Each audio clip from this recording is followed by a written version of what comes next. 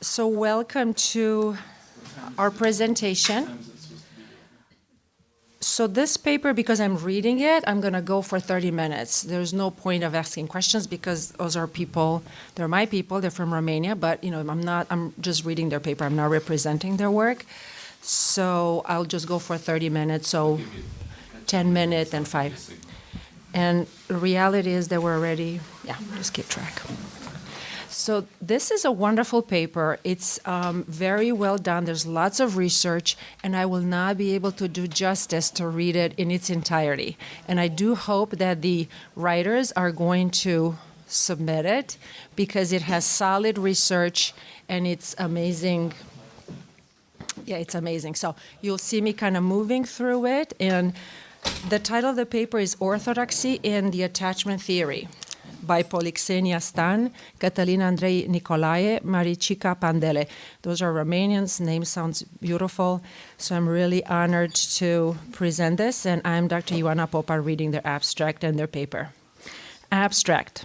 John Bowlby defines the concept of attachment as a lasting psychological connection between human beings. There is a possibility that this attachment style developed in relationship to significant people from childhood influences the way we perceive God's care towards us.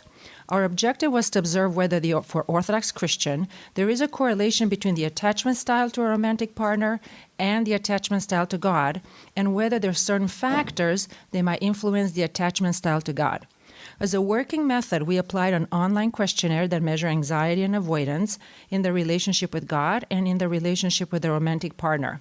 The questionnaire was applied to 325 participants between August 2022 and September 22, and was made up of the adapted AGI, the measure of avoidance and anxiety towards God, and another scale, ACR-R, translated into Romanian, to measure avoidance and anxiety towards the partner romantic. Analysis of the data shows that there is significant correlation between anxiety in the relationship with God and anxiety in a relationship with a partner. But there's no significant correlation between avoidance in the relationship with God and avoidance in the relationship with a partner. The frequency of prayer can moderate the high level of anxiety towards God and towards the partner. Frequent prayer seems to decrease the level of anxiety towards God. Through prayer, the living presence of God is internalized. Our research opens new study perspective on the Orthodox Christian population. Introduction. Secure attachment is the trust that somebody has regarding the goodness of others in daily life. It's the feeling of being loved and accepted regardless of the situation. Usually the attachment is formed through the relation that this person had with their childhood caregiver. The caregiver is most of the time the mother, but sometimes the primary person of attachment might be also the father, grandfather, nanny, or others. Until now, 4 types of attachment have been identified. Anxious, avoidant, disorganized, all these are types of unsecure attachment, and secure.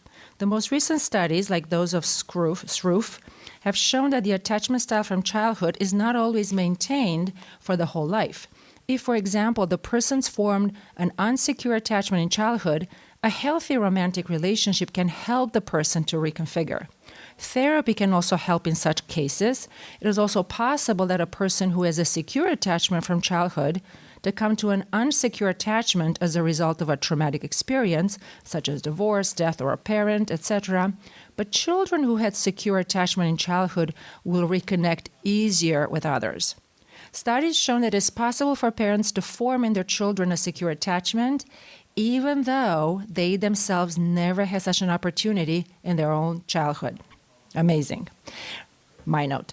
Research shows that what matters is not so much the childhood attachment experiences that one had, but most of all, how much as adults we can understand what happens to us if we learn new ways of relating to others and how well we manage to include those past experiences in the life we have now.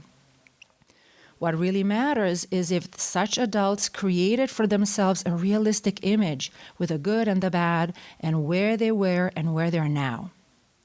What does the caregiver do for a child to develop a secure attachment? Studies about attachment show that a child is forming a secure attachment style if the caregiver assures the child that they are being felt, as the psychiatrist Daniel Siegel puts it.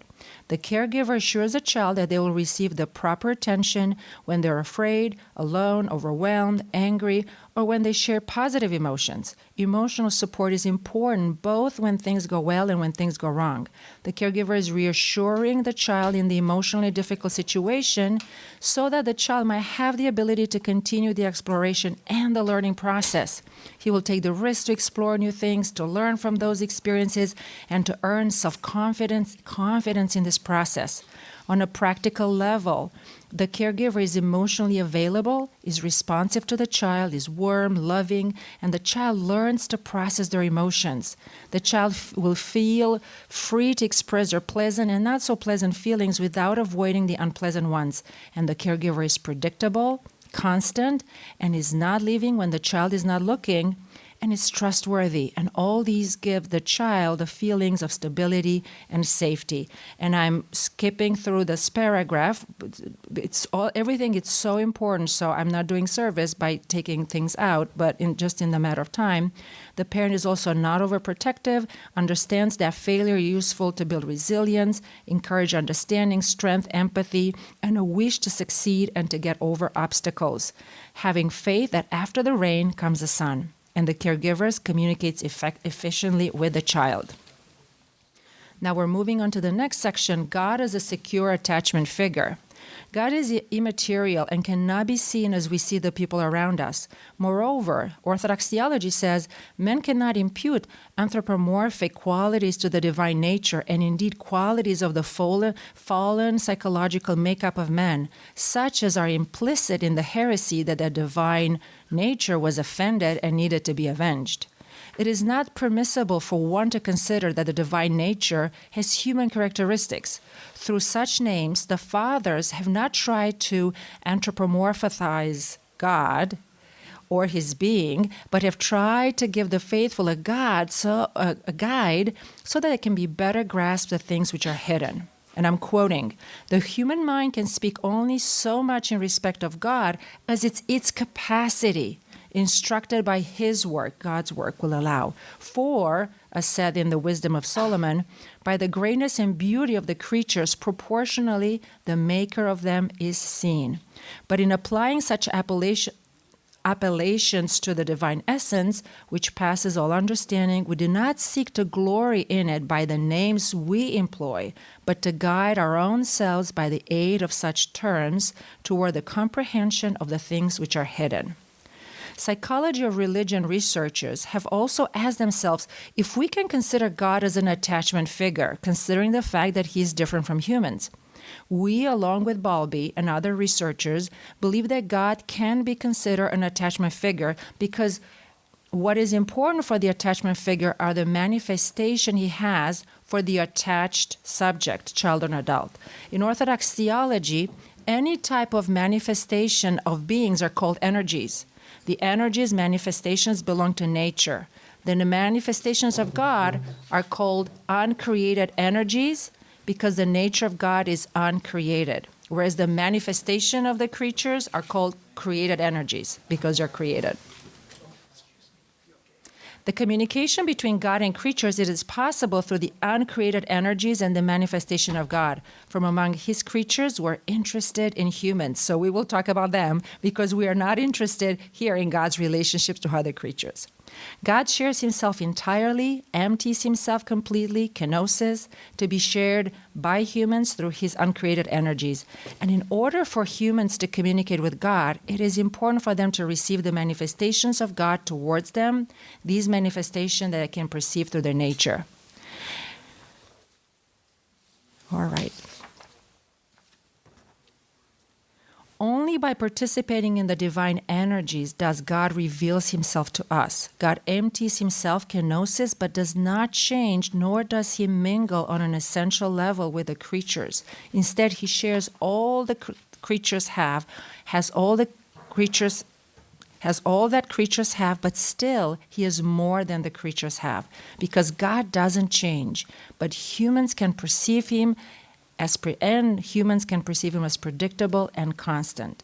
All the creatures participate in the uncreated energy of divine nature, which in this way, not dividing itself, it's multiplied and diversified, giving to the created beings accordingly existence, movement, life, word, and deification. Because it is not possible for the uncreated to communicate with the created, the unifying bridge is the participation of creation at the uncreated energies of God. How does God manifest himself towards people? God created the world and humankind out of love and goodness. His purpose was for others should share his infinite goodness so that others could also feel happy. That is why God is good and loving towards mankind and take care of the souls he created, watchful with everything he created. He has put order in the universe, has united opposite things, and from them he has built harmony. After he created the world, he did not abandon it, but took care of it, first for the universe not to return to nothingness where it came from, but secondly to support in it order to reach the purpose it has made for it. God does not rule the world like a tyrant. He does not force anything onto it, but allows creatures to manifest themselves. He lets them work according to their nature and also gives them the necessary support to finish their work, good work.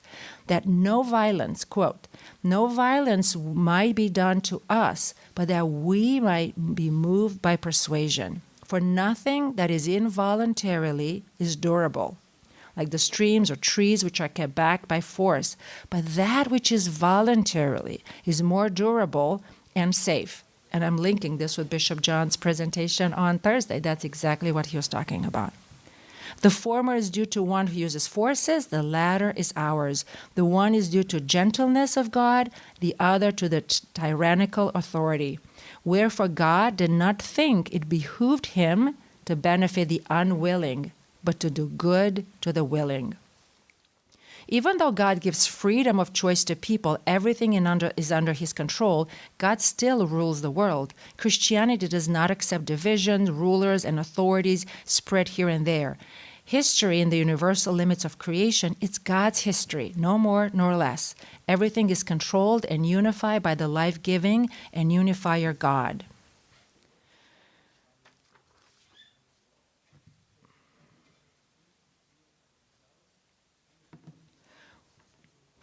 I'm skipping over to a bolded paragraph. We thus realize that God loves mankind, and more than this, he respects his freedom of choice, takes care so that the evil he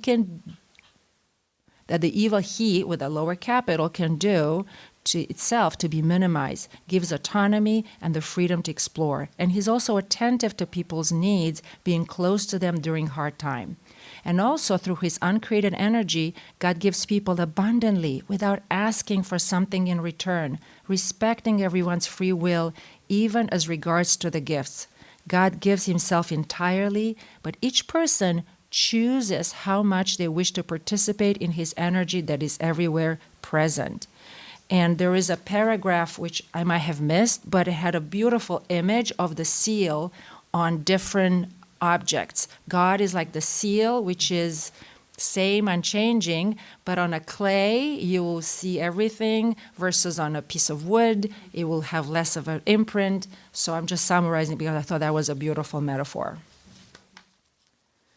Next section. What does God do when people sin? Does God love people even when they make sins? We know for sure that for some people outside Orthodoxy who also believe in Christ as Lord and Savior, as Father Romanides observed, the one who changes is not man but God. For them, man doesn't change. For them, the only thing man does is that he becomes a good boy, quote unquote. And when a bad boy becomes a good boy, in quotes, then God loves him. Otherwise, God turns away from him. If man continues to be a bad boy or becomes a bad boy, then God does not love him anymore. In other words, if man becomes good, then God changes and becomes good. And while before God did not love him, now he does. When man becomes bad, in the quote, God gets mad. When man becomes good, it makes God happy. From a psychological point of view, this is exactly the very pattern of conditional love. I love you only if ... This pattern, when applied to the children by the parents, causes great trauma in them. We find this type of attitude of God in Orthodoxy, do we find this? The answer is absolutely not. God is love. He's unchanged in his love for creation. That is what Orthodox theology says. In this way, God becomes predictable and constant. We thus understand that God knows to put healthy limitations for the benefit of men. This is a section. The suffering of mankind is not the result of some kind of punishment or revenge from God. God always sought to do good and heal man, even though this healing sometimes was done through suffering. When someone goes to the doctor, similarly, he has to pass sometimes through suffering to reach complete health. A broken leg that heals, a surgery, might also cause pain and suffering. Quote, consequently, in this earthly life, mankind does not pay for some sins, but for the painful advancement towards the likeness of God. Passing as a created being through the dramatic road, fighting against the forces of evil and nothingness. It bears and tastes all pain just because he needs to prevail over nothingness, overcome it, and become God by grace. Even though God is clearly a secure attachment figure, even in absolute mode, we could say, as we saw in this first part of the paper, there are persons, Orthodox Christians, that do not perceive God in this way. God gives freedom to everyone, including the freedom to reject his loving manifestation. But why should people reject this loving manifestation of God? It is obviously a deceit which the devil tempts people. But why would people fall into such deceit except for the reason of the ancestral lack of experience of Adam and Eve? We ask ourselves if the type of attachment one has as an adult has any influence in the way that person develops any relationship with God. So I am going to skip.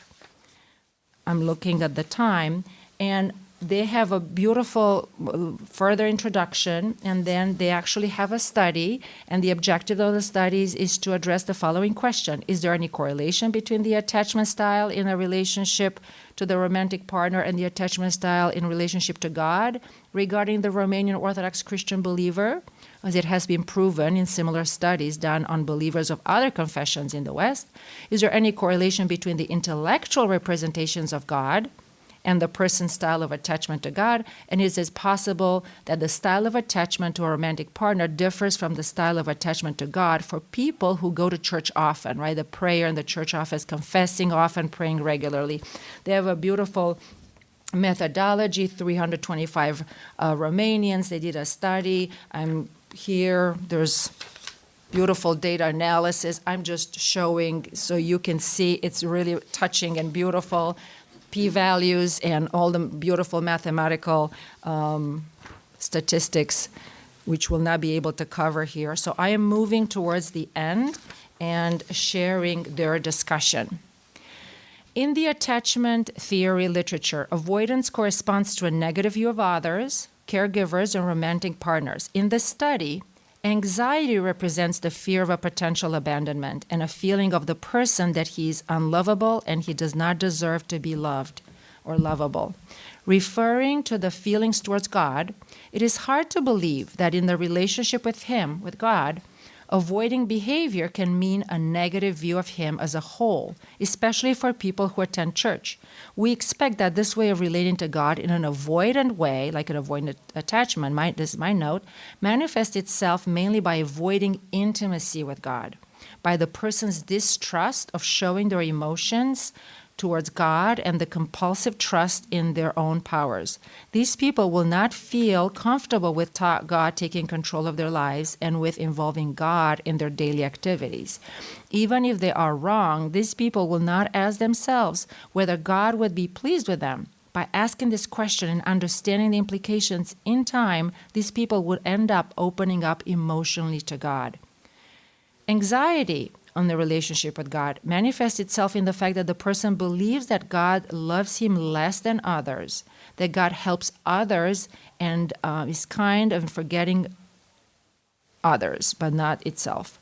This person will constantly be waiting for signs and answers from God, reassurance from God that they are loved. And when they don't get them, they will get angry, jealous, because they will live all their time in fear that God may abandon them. Thank you for this paper. I'm like, oh, I can help. I can identify that. All right. It's right about 20 minutes right now. All right. Now, avoidance in relationship with God. Data processing suggested, this is from their data, that older people are more avoidant and less anxious in their attachment to God. This could be explained by the fact that older people grew up in the communist era, so this is all about Romania, when a relationship with God was at best tolerated. There was no question of a deeper relationship with God, just that there was no question of emotional expression in general. Statistical data also suggested that women have less avoidance in attachment to God than men. It is explainable if we think about the popular culture that allowed women to express themselves emotionally. Men were not really allowed to express themselves emotionally, in their case being considered a sign of weakness. It appears that the level of avoidance of God decreases with frequency of confession, the frequency of prayer, or the length of time a person attends church and their frequency. It is to be expected because all these activities have the role of helping the person to take an even closer relationship with God. And neither avoidance nor anxiety in the attachment to the partner could predict the degree of avoidance in the relationship with God, this being in addition to the study of Beck and McDonald's. So they showed the same thing, that avoidance itself in the intimate relationship is not predictive of avoidance of God. Anxiety in the relationship with God. This is their summary. The data from this study showed that people who confess more often have more anxiety in their attachment to God. It is possible that these people find in confession a coping mechanism. Thus, dealing with anxiety raised in the relationship with God. It might be a mistype here. We'll find out. I will read the last sentence afterwards. The statistical processing also says that if the anxiety in the relationship with the partner increases by 1 point, the anxiety in the relationship with God increases by 0.25 points. It is possible that anxiety in a relationship with a partner is closely related to anxiety in the relationship with God, confirming the findings of similar studies on this topic. The data also suggests that prayer frequency moderates the relationship between partner attachment anxiety and also God attachment. So it's interesting, the prayer for both partner and relationship with God. The more frequent the prayer, the less anxiety in relationship with God. When the level of anxiety in the relationship with the partner is low, the level of anxiety in a relationship with God is also low. But as the anxiety in the relationship with the partner increases, the anxiety in the relationship with God changes differently according to the frequency of prayer. As partner anxiety increases, people who pray less are more anxious about their relationship with God than people who pray more. We could assume that the frequency of prayer is a protective factor that actually protects the type of attachment in relationship with God from the attachment that the person has with the partner, which matches so well with our presentation at 9 in the morning, our plenary in psychology. Although longitudinal studies are needed, statistical analysis suggests that prayer frequency may lead to less anxiety in the relationship with God, although anxiety in relationship with a partner is similar. Practically, through prayers, the Orthodox Christian's relationship with God becomes individualized. God is being perceived more as a different person than a partner. And last but not least, the Orthodox Christian's need for God. Two interesting observations emerge from the data processing. If the anxiety manifested towards God increases by 1 point, then the degree of avoidance in the relationship with God increases as well by 0.3 points. On the other hand, if the degree of avoidance in relationship with God increases, then the anxiety in relationship with God increases by 0.5 points. So the measure of avoidant behavior and the level of anxiety toward God are closely related. If the person feels more strongly the fear of being abandoned by God, they will also feel more intense fear of opening up emotionally to God and involving Him in daily life. Basically, the person will rather want to manage on their own if their fear of being abandoned by Him increases, compensating for the lack of support they expect from Him, from God, and which they believe they don't receive. But if the person turns away from God, not considering that God can be a reliable partner in everyday life and they can support them emotionally, they will feel more strongly the fear that God might abandon them. basically a circle is created, similar to the circle of pleasure-pain that Holy Fathers speak about. So it gets into this circle. If the person becomes more afraid that God may abandon them, they will tend to avoid him more. But if they avoid him more, they will fear increase, and that God may abandon them will also increase. So this complicated relationship suggests that a practicing Orthodox Christian believes that he has an imperative need for God in his life, just as Orthodox theology suggests, by the way. And intellectual representation of God, this is our notes on that. Following the analysis, we obtain weak correlations between the person's relationship with God and their intellectual representation of God. It is possible that the wording of the statements beginning, I learned at the church that, may have misled some people who had these representation of God from family rather than from the church. However, the data suggests that it is not only the intellectual representation of God that is relevant in the relationship with God, but the internalization of the experience that the person has, his need to feel a living presence of God. And last, conclusion. Limitations and conclusion. The conclusion of the study, there is no significant correlation between the degree of avoidance towards God and the degree of avoidance toward the partner. Instead, there is a significant correlation between the level of anxiety in the relationship with God and the relationship with the partner, confirming the study of Beck's and McDonald's.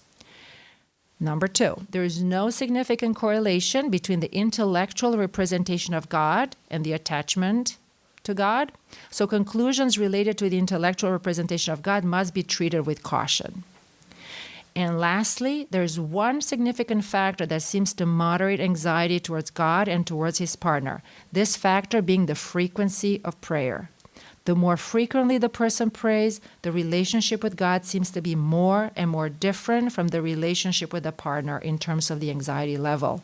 However, longitudinal studies are needed for a clear confirmation and for a better interpretation. Thank you so much for your attention, and thank you so much for your paper. And whoever listening here, we are done with this round of papers. Okay. Yes. Is there time for, I know you're not answering questions, but for comments?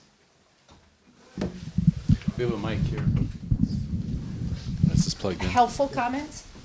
I hope so. Not critical. We have about 1 minute. I don't think. Okay, thank you. This is an area that I've done considerable research and writing on, and I think that it's really useful that they're researching it. And the next round of studies would be like, what's going on in that anxiety? Because that isn't always bad news. It's a part of one's spiritual and emotional life to work with their anxiety and make God a more secure attachment. And also, I think that the theology is of course wonderful, and God is a secure object. It's in the attachment process, the person develops an internal working model and how they perceive things. And so it's limited, but that's still the good news, because that's the task of being human and finding our way to God.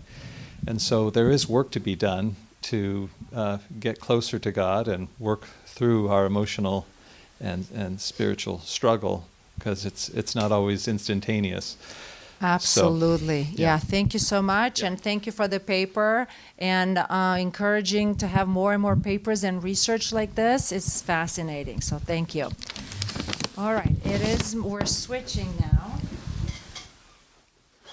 It is my joy to introduce Sebastien Falardeau, who is a chaplain. He's the director of pastoral care in Southern New Hampshire Medical Center, and he has 2 masters in spiritual care and theology, and he's completing his PhD, doctorate, and he is just an amazing human being. I'm a little biased. He's my husband, and I'm really excited to introduce you. And I know we started a little late, but we will try to manage. I know there is a break afterwards, so we'll try to catch up on the time.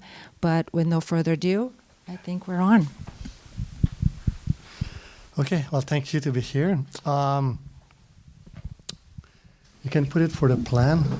Yeah, there were 3 points: social context, gender theory, and theological avenues for LGBTQ.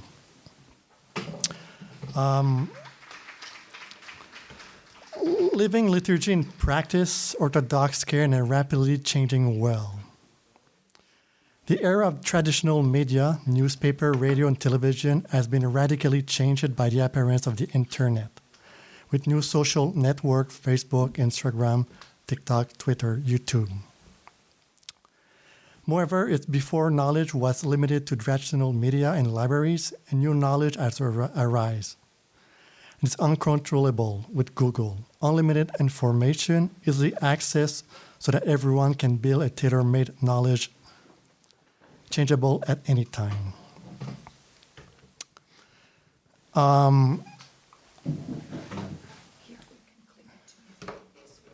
This way. In Orthodox discussion, there's a little about LGBTQ movement. It's a little bit strange because the world is changing a lot, and the values, the moral values are changing a lot in the institution, in hospital, in schools, and business, and other places also. So it's good to Orthodox their patient, but also that's going very more fast with the new technology, the new knowledge, the YouTubes. LGBTQ will find their knowledge on YouTube that change every day their knowledge. So.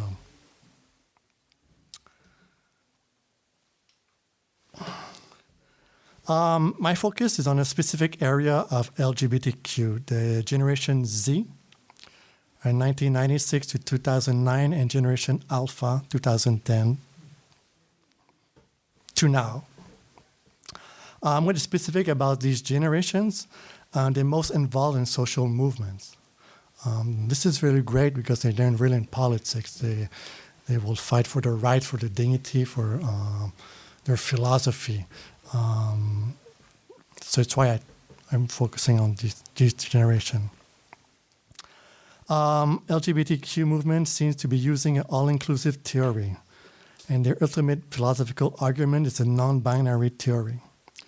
They claim that they bring a new framework which, for them, transcends the boundaries of a binary logic.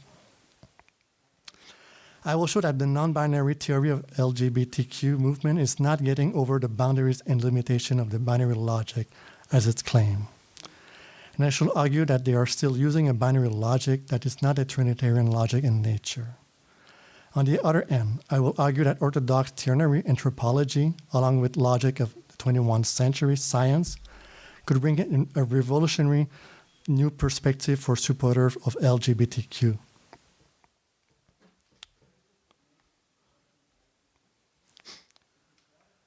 We're living in a social context in the USA, even all the world, woke generation, cancel culture with social media, institution and people, a lot of gender theories, racism, war in Ukraine, in other countries also, religions, COVID pandemic, for vaccine, against vaccine, cultural appropriation, for or not.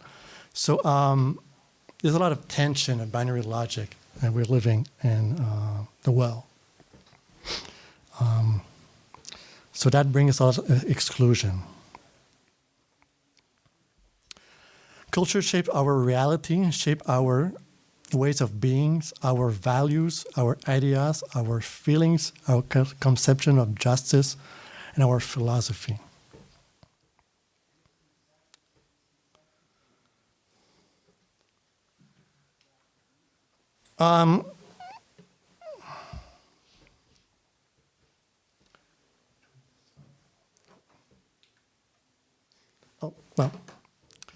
Well, there's also, before going to the gender theory, there's some also activist LGBTQ movement. They will focus on social constructions versus ontology, on feelings. I feel like I'm gay, I'm feeling that I'm transgender, I'm feeling that I'm queer. They will identify themselves also as either transgender, queer, bisexual. And they will use often some politic tools, mostly the one of cancel culture. There is no ontology of the being. It's only a social construction based on the feeling. But we can see that when they say they're non-binary, they're still really on the side of the binary logic because they identify themselves very strongly as their gender. So it's not bad or not. I'm just saying that they're still on a logical binary.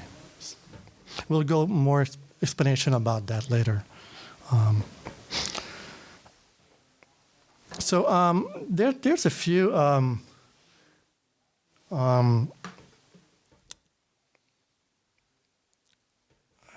gender theory. They will be based on Judith Butler. The drag queen is not the original model, but only a vague imitation of a lost model devoid of authentic origin of sources. So there's not a model of man or woman. So if there's no prototype of man and woman, so they can have multiple genders. So we don't have the access of the origin. So it's a little bit like Nietzsche will say, the philosopher Nietzsche will say. Not about gender, but about reality. So if there's not an access to the reality, all is subjective. So all is construction. So why not LGBTQ or other genders? Judith Halberstam also proposed to define their gender and sexual identities instead of characterizing them socially and politically. So every people are allowed to name their personal gender and change it if they want. Every minute, every second, every hours, every days, every month, if they want. How they're feeling in the present time. For Loressi also, again, categories are not essence, are not ontology categories, they are not a substance, but construction, psychological construction.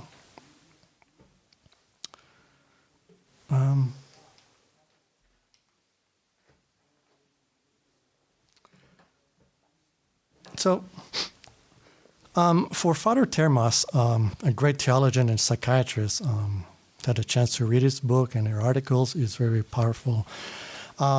He said, in one end, only psychiatrists could or should assess and evaluate what is a true transgender versus a narcissistic fantasy.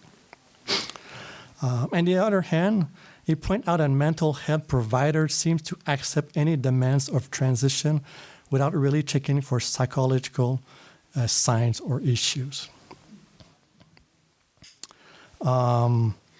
For Corbin, Payne, and Tucker, Orthodox theology is based on love, the love between two people and God. In a sense, two people of the same sex can follow the footsteps of Jesus Christ.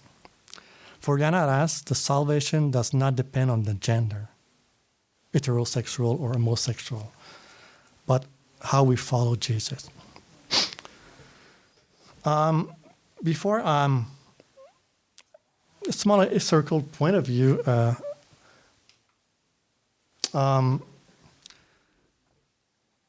Nicholas of Cusa, I'll go really fast on that. He trained his disciple with this picture. So it's very interesting. According to him, I don't get it, but the person on the picture is looking at everyone.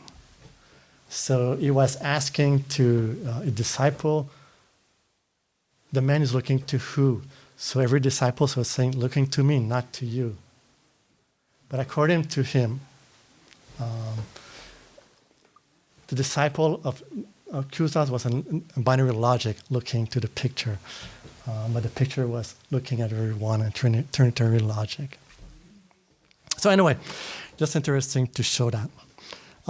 For him, the coincidence of the opposite to the infinite allows men to grasp even imperfectly and while reminding incompletely that the infinite can inhabit the finite, that God became man, that God and man are in total unity in Christ. For him, God is at the same time the maximum, minimum, tall, small, up, down, powerful, powerless. All opposition coincided in the infinity of God. The coincidence of opposites allows the highest knowledge for an unknowable. So before that, the Romanian philosopher find the framework, the logical framework equation for the ternary logic. Father of the Church also, they talk about that. I just choose this one because it was a nice picture. Sometimes a picture is helpful for the audience to a little bit understand it. But you can take the Greek Father of the Church or the Latin one. They will talk about that.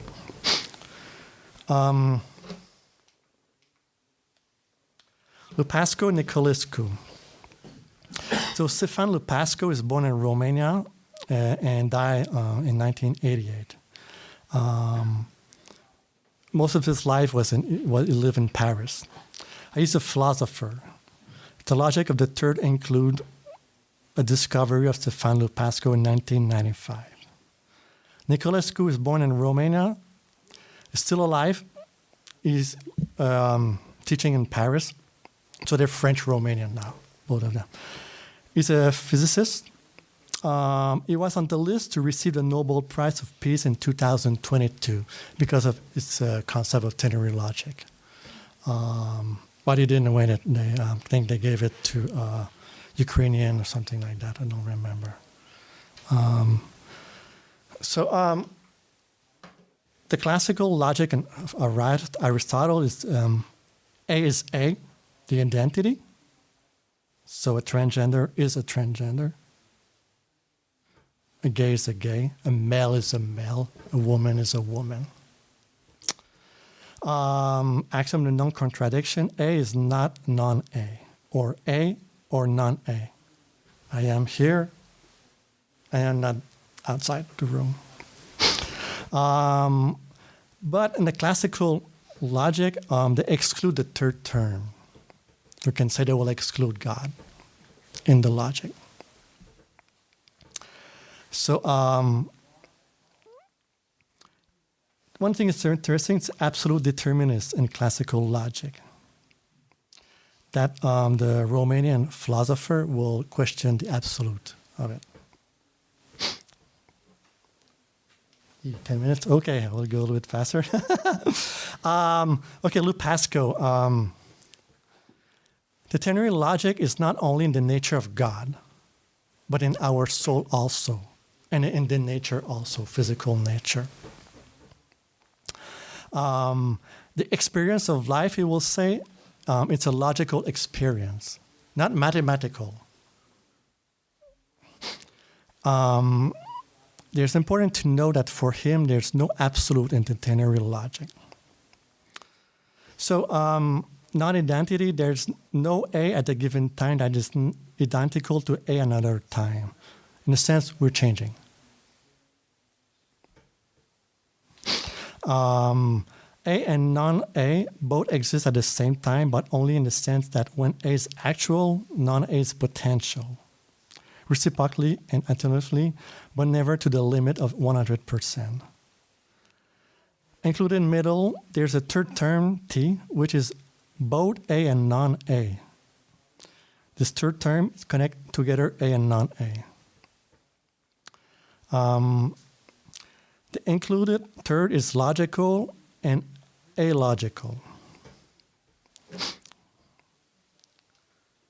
For Nicolescu, there will have some level of reality. For example, in physics, unification of the quantum T of the apparently contradiction elements of the particle A and the wave non-A. In contrast to the Hegelian triad, the three terms are coexist at the same moment of time. In physics, psychology, and theology, we're an infinity level of reality. TT is not at the same level of A and non-A.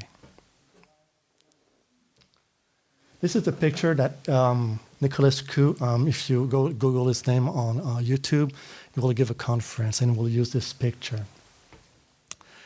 What he's saying is if you project a light on a cylinder, On the wall, you will see a circle and a square. So that will be the binary logic. So some people can say, I'm the square, I'm not the circle. I'm left, I'm right. I'm for transgender, I'm against them. But there's another level of reality. There's a cylinder that unite both opposition together. So for example, let's say the circle is the theory of LGBTQ. Gender are a social construction. That will be, let's say, the circle. They think they have the truth. Let's say the square is a biological one position. It's only male and female. Of course, there's some exception with androgyny. But both have limited access to the reality. Both of them are living at the first level of reality. The cylinder will be another level of reality that include both A and non-A, the circle and the square.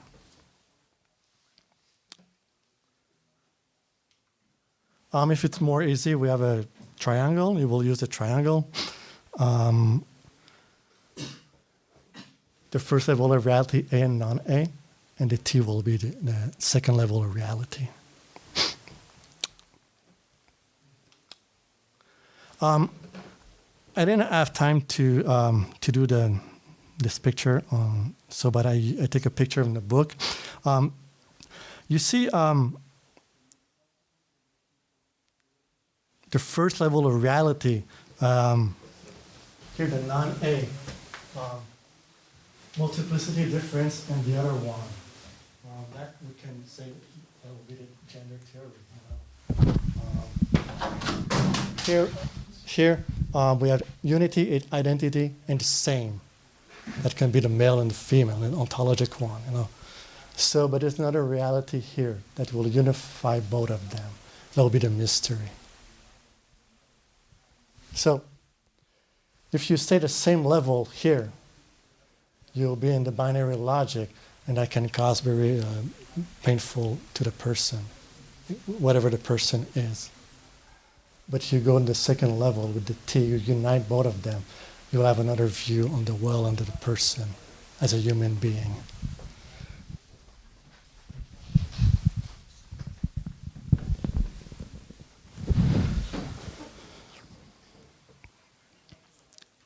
Five more minutes. Okay. This is the graph of Nicolae of theology that you see that there's many layers of the ternary logic. I will not go into the theology aspect of it, but if you want, we can talk more with the question of it, because I want to focus more on the psychological, spiritual point of view. So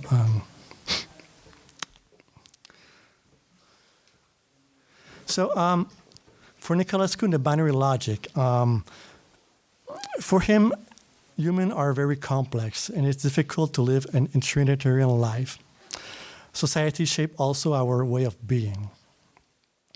He will say our society brings often exclusion. The logic of the excluded middle is harmful in complex cases such as the social and political domain. It acts in this case as a veritable logic of exclusion. Good or evil, right or left, woman or man, rich or poor, white or black, etc. He say that the sin against the Holy Spirit is the sin against the third term, the Trinity logic. His reference to Matthew 12:31. And so I tell you, every sin and blasphemy will be forgiven, but the blasphemy against the Spirit will not be forgiven.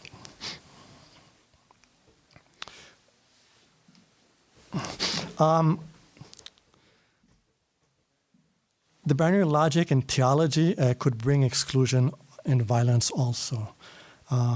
Theology, classic binary logic, is an absolute with the consequence of exclusion. The war of the good against evil.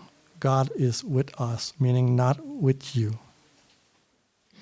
The assassination of the transcendence is a culmination of binary thinking. The relative becomes an absolute in such a way that we can affirm both anything and its opposite. Nicolas Q combined two French words, tiers-cide, tiers from tiers exclu, in reference to homicide of the third term.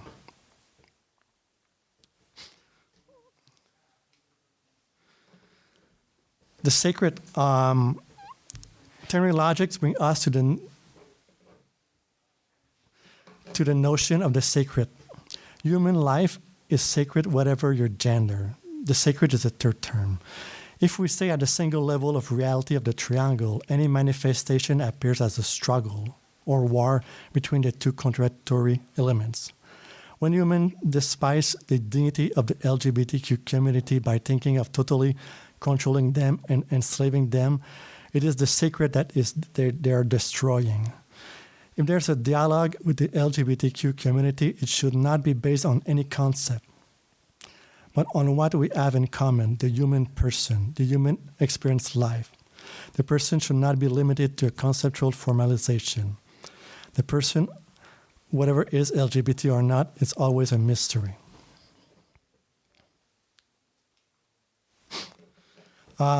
Sacred experience is constitutive of humans. It is life that is sacred regardless of our gender.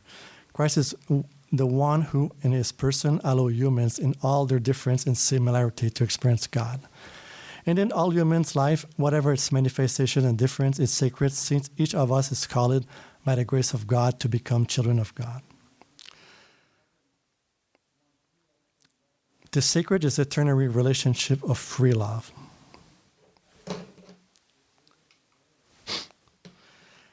Rather than choosing between two poles or seeking a compromise or synthesis that erase a mystery, the Christian tradition invites us to seek the unity of contradiction in order to discover something of the secret of Jesus, and our secret also, from a spiritual inside of us, of the face of God, while knowing that we will never finish discovering it. LGBTQ are icons of God created at the image and likeness of the Trinity. Of course, every Christian, Orthodox Christian or other Christians or non-Christian and LGBTQ stays unfortunately in the binary logic, often, not always, with some of glimpses of the mystery.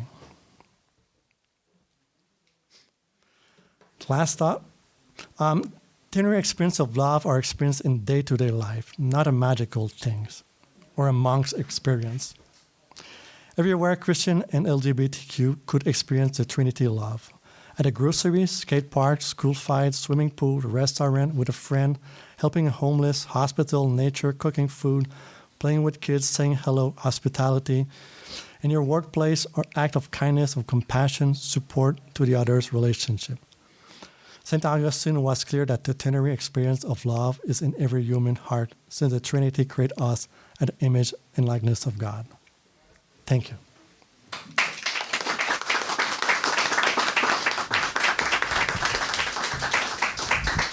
Thank you so much, Sebastien. We have time for one or two comments or questions. Yes, please. You really undersold the title.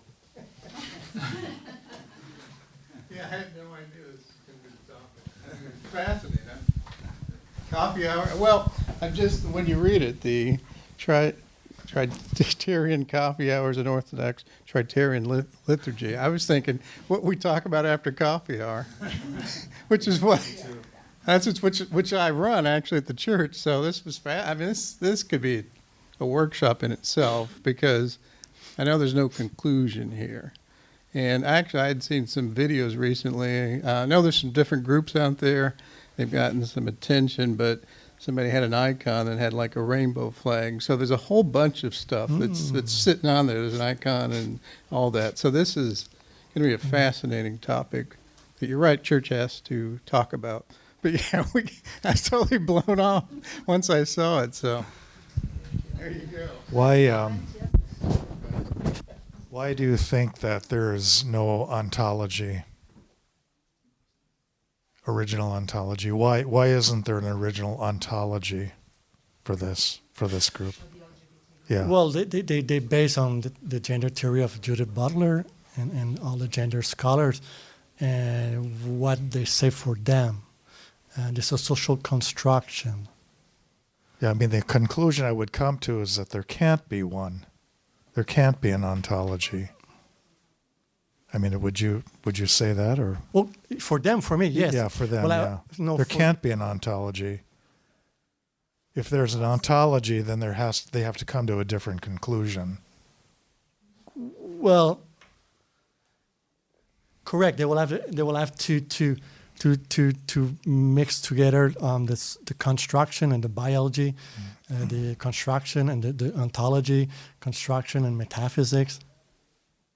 This They is will why have I not to failed my philosophy class in college. They will not have to exclude other discipline.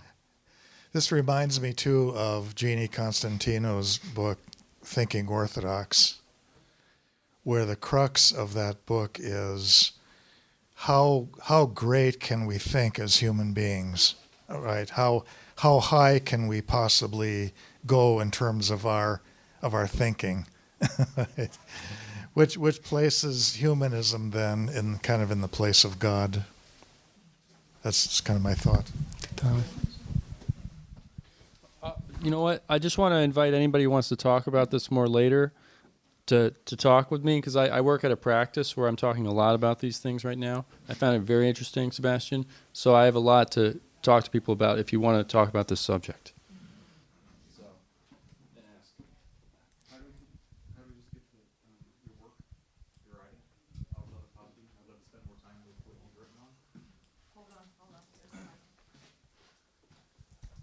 How do I get a copy of your work? I'd love to read it. It's not all writing, so you can give me your email and I will send it to you when it will be in shape. Let's say that. Wonderful. Like I would say, even when LGBTQ say it's non-binary, they always do some act of kindness, also act of grateful. They're still on the Trinitarian logic, without knowing it or without frame it together. These are Orthodox individuals suggesting these theories? Well, Lupasco is... So the question is, are those the theories that you've described in LGBT, are they Orthodox theories? Is that what your question? No, I used the Nicolescu and Lupasco framework to explore the gender theory. So the gender theory in LGBT were other theories, but they're not Orthodox Christian. Yeah. The theories, yes. It's an amazing conversation. We'll have to wrap it up right now. Thank you again, Sebastien.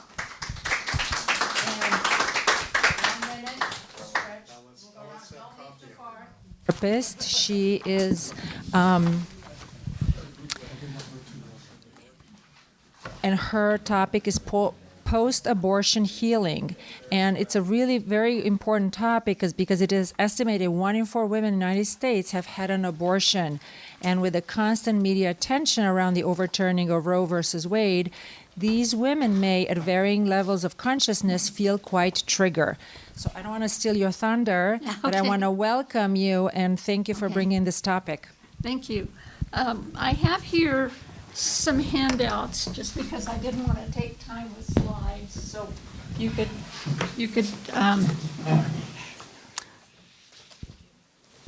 Okay, so I'll get started. Okay, in this paper, I'm not going to talk about the political controversy surrounding abortion, but rather about the state of the woman after abortion and her need for healing.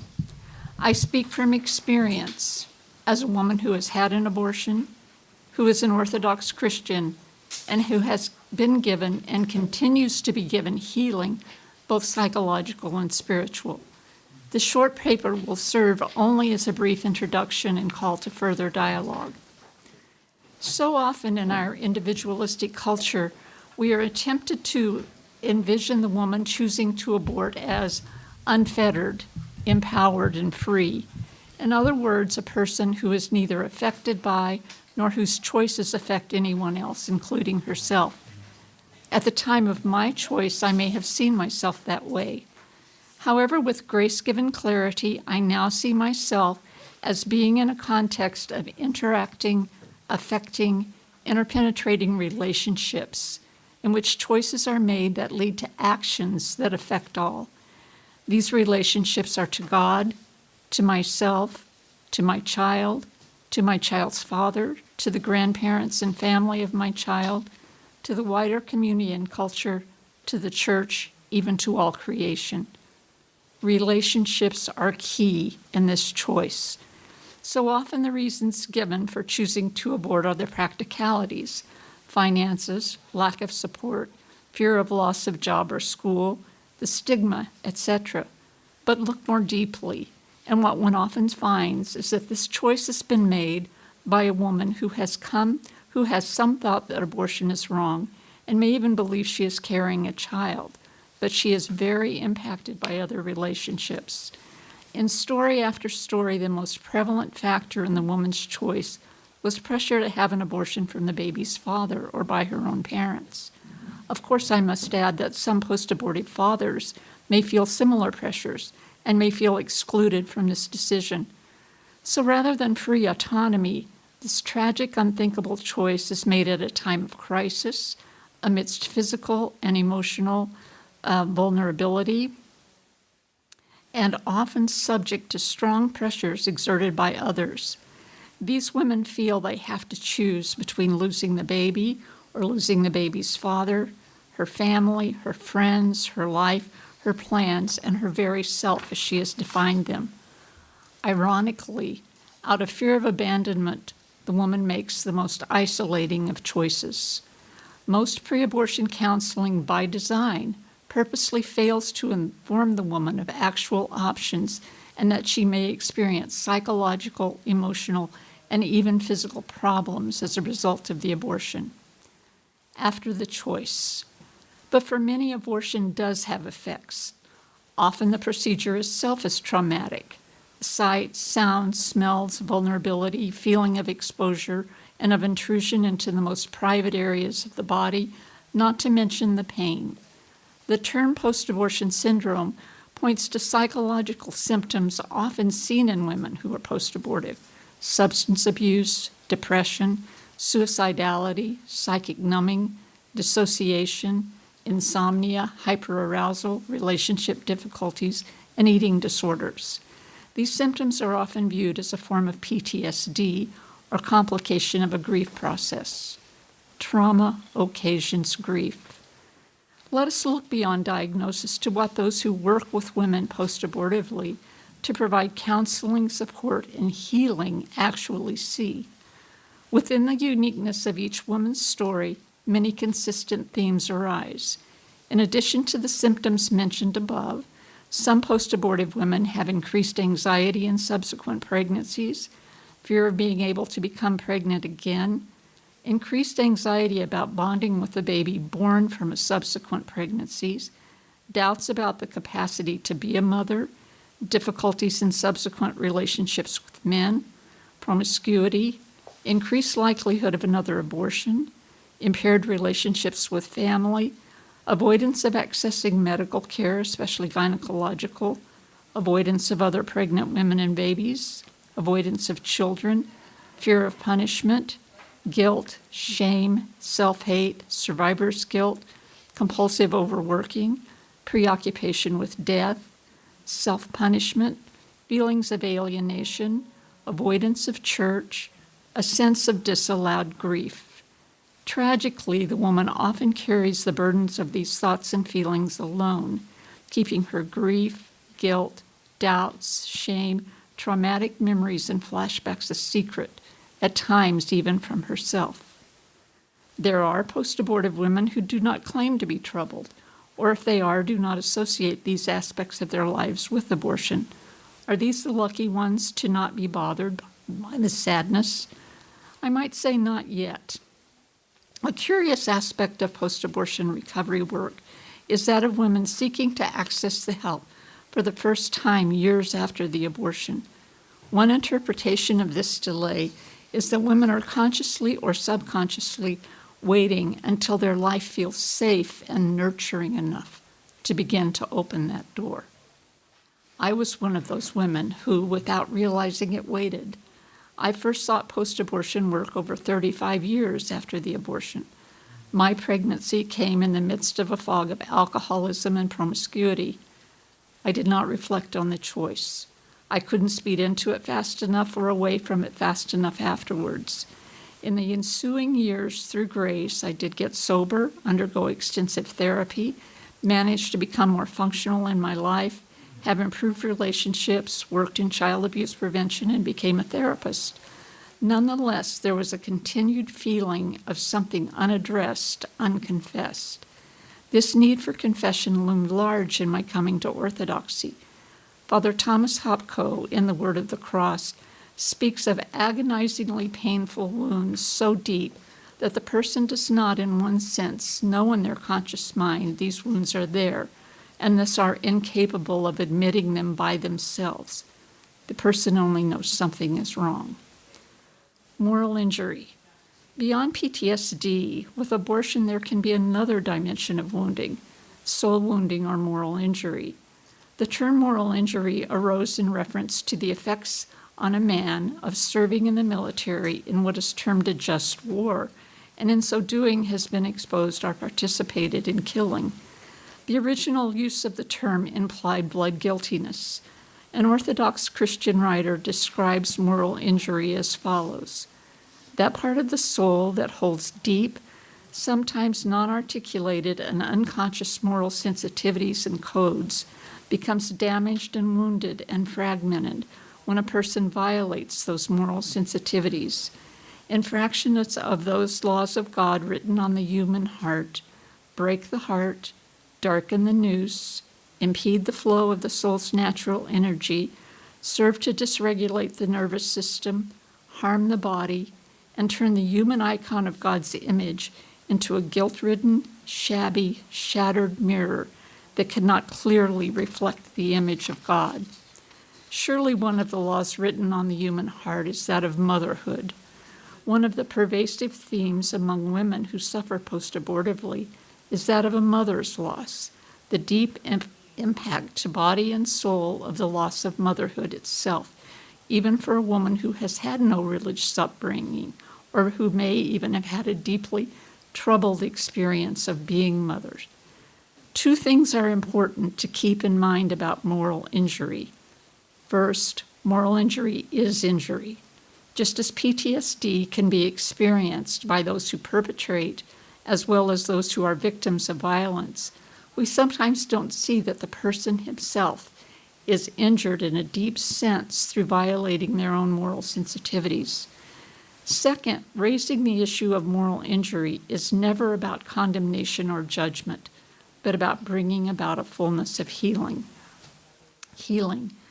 What then can be the long-term aftermath of abortion are complications to the grieving processes, an effect of PTSD, with the added dimension of moral injury, wherein the guilt, shame, and secrecy impede the healing energies of confession, absolution, and mourning.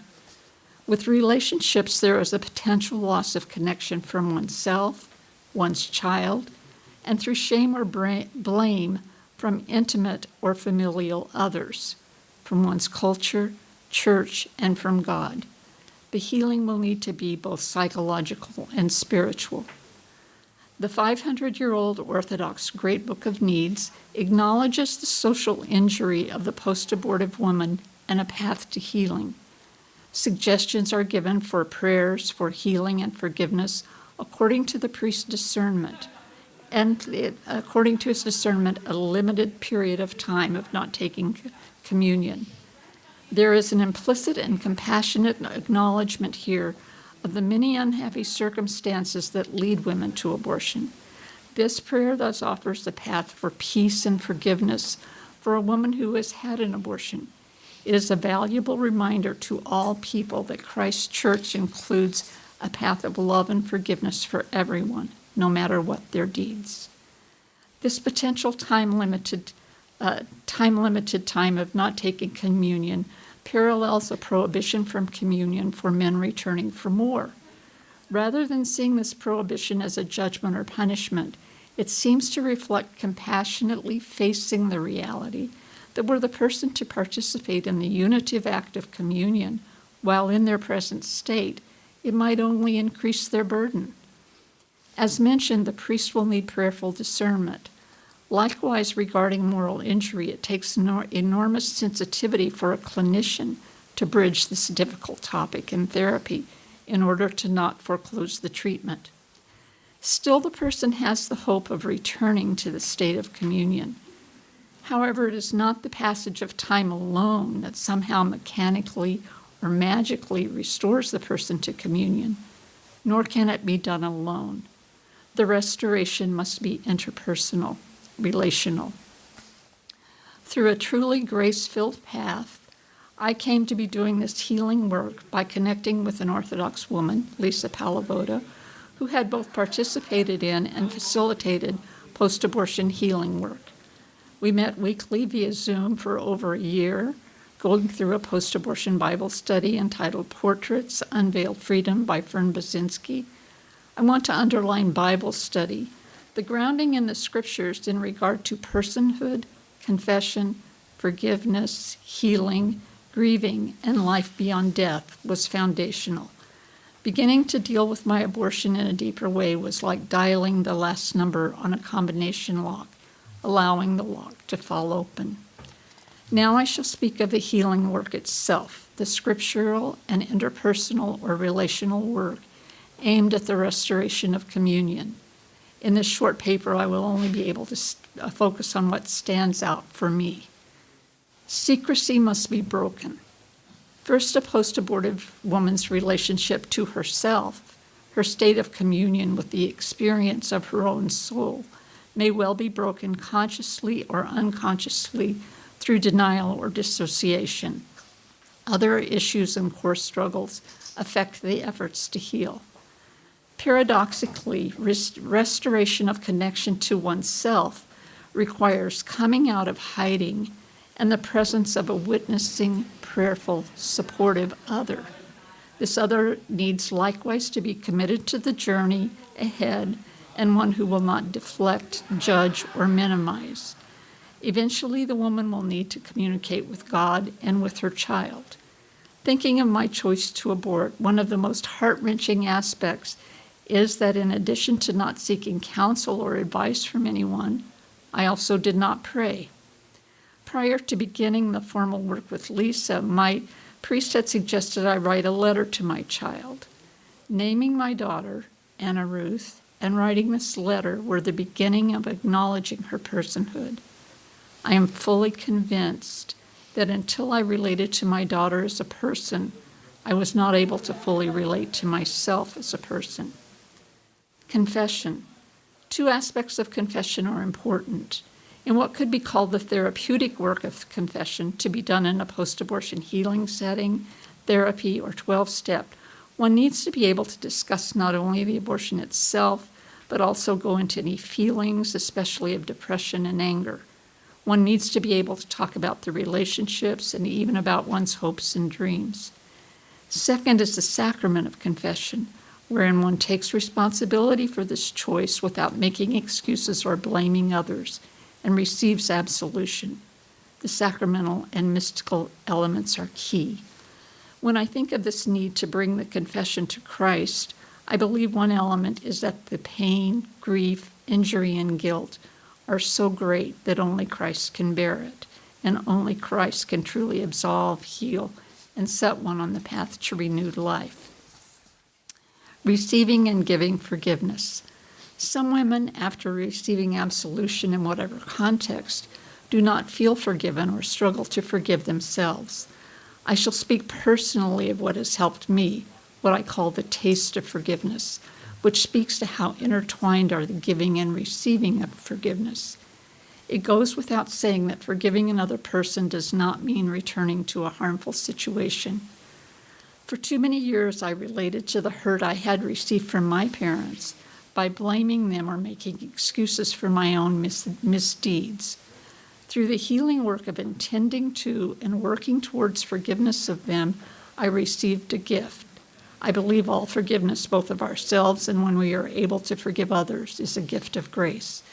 In acknowledging the reality of my own daughter and the abortion, I began to feel very grateful to my parents for giving me life. Moreover, I felt a true desire that they not be burdened with any shame or guilt for hurts to me, and also wanting to, as we say in Orthodoxy, repent for them, to take the burden of their missteps upon myself. Feelings of anger, resentment, hurt were lifted.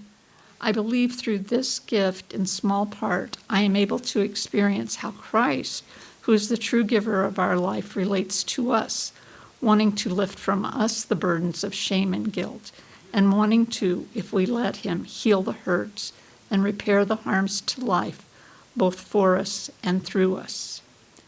Grieving. Grieving may be present all through this process. Space must be made for this grief. Remnants of shame and guilt may become obstacles to grieving, so the healing process may be going from moments of grieving to moments of confession and forgiveness. So many women have felt that they don't deserve to grieve the loss of the earthly life of their child. Important moments for me were the memorial service that was held for my daughter towards the conclusion of the work, and the Akathist prayer service held in our church in conjunction with the March for Life. The grief was finally able to flow freely. Welcoming and taking up new life. Life wants to live. Through the healing process, there has been a reconnection to life, not as though the abortion had not happened, but a return to the innocent embrace of life that was given up for lost. I do anticipate ever deepening layers of repentance and further moments of grief, but the same God who brings a person to this work will carry the person forward to an even fuller life. In conclusion, I hope this paper brings forward the need for clinicians to be aware of the possibility that what shows up in therapy may be linked to abortion, to assess appropriately and to have at hand referrals for the spiritual needs. Again, due to secrecy, stigma, and need to maintain denial, abortion is often kept a secret, even in therapy.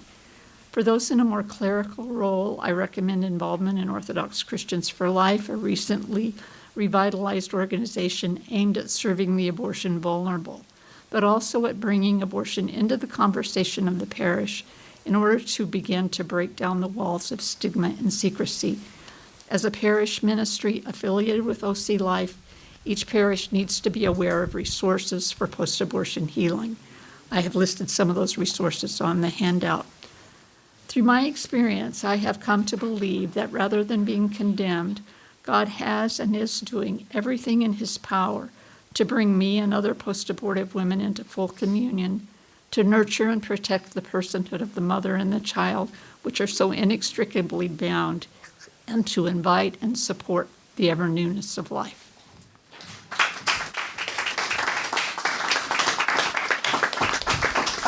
Wow, thank you so much, Mary, for your presentation, your clinical perspective, but also for your vulnerability and courage and bringing here. We're holding this in a very sacred space, and if you're listening this online, we invite you to do the same. Thank you so much. And we'll see if there's any comments or questions. Thank you so much, Nancy, first of all, for your personal disclosure and all of these fantastic strategies. My question is about leading with grief, right? Grief seems like such an invaluable process to go through along with self-compassion. And my question is, what are the implications for guiding and healing people who are not even Christian? Or maybe not religious, because if you lead with grief, right, even acknowledging or even suggesting that there's a grieving process for someone who's dissociated and had 10 abortions could be overwhelming. Right. What do we do about that? Wow, that is a really good question. I think what I would say is that somehow the shame and guilt need to be, because they are the obstacles. The shame and guilt will be the obstacles to grieving. And as long as a person is carrying all that shame and guilt, then they are going to struggle with grieving, I think. And so if they can begin to be in a process where they, through spiritual resources, but if not through spiritual resources, there is a lot of post-abortion healing that goes on in a secular context, and some of the resources that I've given you talk about that. You might look at the forbidden grief, that one in particular, but the guilt and the shame really do stand in the way of grieving, and the grieving is so critical. So if there is a way in a more secular context to deal with the guilt and shame, then I would say, you talked about leading with grief, but I'm not sure you can. Yeah, I'm not sure you can. I think that the grief and the shame need to be dealt with first. And what a gift that you shared. You broke the silence, right? And broke this silence or wall of shame and grief by sharing. So thank you. My question pertains to when is communion ever a burden to healing? I feel that I've had so many stories shared where inappropriate measures or spiritual advice given saying you may not take communion for 7 years because of this, or put on a person that just adds. So maybe you could talk. I understand what you're saying. And what I would say to that is likely that would never happen because communion is always so therapeutic and always so helpful.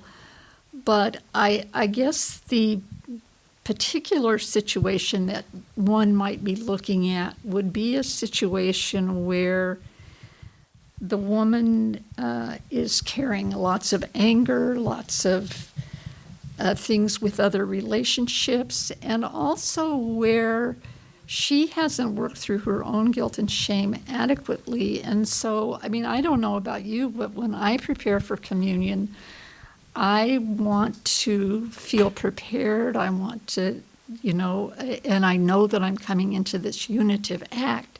And so if I'm not in a situation of communion with myself, then to me, it becomes a little bit hypocritical, and you wouldn't want the burden of that hypocrisy. Mm-hmm. So I don't know that would ever be, or it would take such discernment. But the main thing I was pointing to in the paper is that to take communion represents our communion with ourselves, with our church, with everybody in our life. And if we haven't kind of done what we need to do to prepare for that, then we may be experiencing it in more of a state of hypocrisy or still hiding, just still, I'm going through the motions, but I'm not. But as you say, it would, it would take a huge discernment to see if that.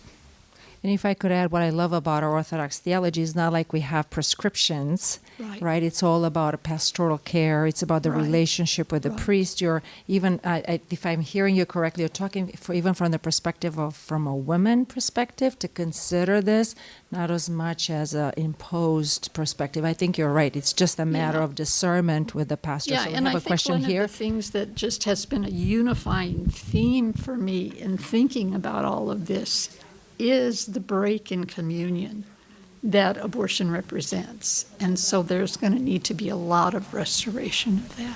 So 2 more comments here and then Anne-Marie. With the idea of shame, that's what I was thinking as well as you spoke.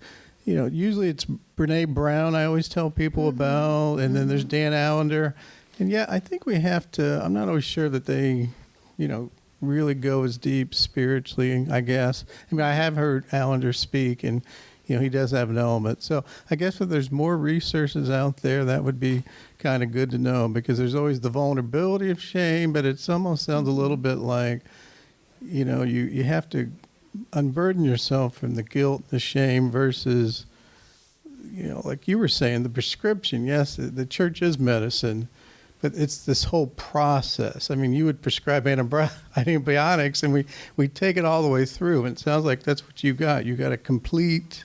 You got a complete kind of prescription then. Well, or a process, and again, an accompanied process, a relational process. Very long, though, right? Very long. Well, Yeah, I mean, there is a lot of post-abortion healing work that's done maybe in a Catholic context or other contexts that's a weekend retreat or something like that. But my guess is that that gets the ball rolling, and there are still many, many layers to go through, but at least it gets started, that kind of thing. So, and on the topic of shame, I understand Father Stephen Freeman is coming out with a book on shame but it's a topic that is big. Yes, and on shame, we had actually Camper, I think was 2016 or 17, another paper, and I think it's already published. There's things like internal family systems, which works, and many other psychological methodologies that help. There are group processes that are helpful. We might know the book that just came on with Ancient Faith that Sarah Bermer-Telly wrote on grief. There's a process of that. There's grief recovery. There's lots of resources because you're right. What do we do with that? Is there other ways to help to support that? So thank you. Do you think that there is an issue with a woman who has had an abortion either now or 20 years ago, 30 years ago, coming to her priest? How difficult is that to come to her priest because he is male and it's very sensitive, awkward, embarrassing, number one. Does that keep a woman away from the possibility of healing? And what do you suggest the Orthodox Church can do for the women, because 1 in 4 women or whatever have had abortions, and we cannot think that, we're Orthodox, so our women are excluded. They don't do that sort of thing. So, no, that's not true. What are your suggestions? What are your thoughts about that? About just the whole idea that the priest is a male. That is a tough one. That is really a tough one. But I guess what I would say is it might be. If it's within the conversation of the church, and that's important, if abortion is talked about within the church and people gather around a little bit more about that, then maybe there will be a supportive presence, perhaps other than the priest, who can eventually accompany that woman somehow to coming to the priest and to making that step. But I think one of the key things is it needs to be in the conversation of the church, and I think that helps. And when you say in the conversation, well, when you say in the conversation, within the conversation of the church, can you clarify? I think it needs to be mentioned in occasional homilies or prayer services and Orthodox Christians for Life that. But just it needs to be, with so many things, not just abortion, we need to be able to bring everything to church. So, yeah. Thank you so much. Another round of applause.